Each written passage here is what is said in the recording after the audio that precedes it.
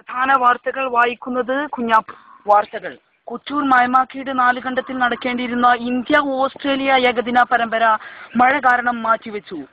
ഗ്രൗണ്ടിന്റെ കൂടുതൽ വിശദാംശങ്ങൾക്കായി ഇപ്പോൾ ഉസ്മാൻ നമ്മോടൊപ്പമുണ്ട്. എന്താണ് ഉസ്മാൻ താങ്കൾക്ക് പറയാനുള്ളത്?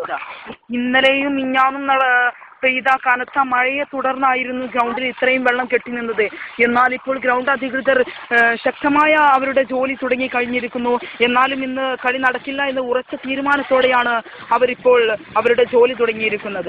ഇതാണ് ഇപ്പോൾ നമ്മളിപ്പോൾ കണ്ട ഗ്രൗണ്ടിന്റെ അവസ്ഥ.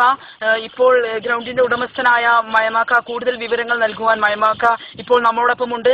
എന്താണ് മയമാക്ക താങ്കൾക്ക് ഇതിനെ കുറിച്ച് പറയാനുള്ളത്? ഇനിയും കളി നടക്കില്ല എന്ന് ഉറപ്പുണ്ട് ഞങ്ങൾക്ക്. അതുകൊണ്ട് ഞങ്ങൾ പൈസ കൊടുത്ത് വിടുമെന്ന് അറിയാതിരിക്കുകയാണ്.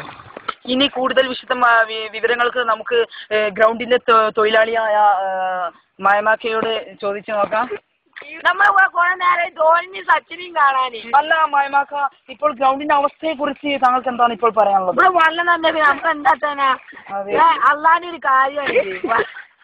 ഇടിപിടി വാർത്തകൾക്ക് വേണ്ടി ക്യാമറാമാൻ മാനുവിനൊപ്പം ഉസ്മാൻ. വാർത്തകളിലേക്ക് തിരിച്ചു വരാം.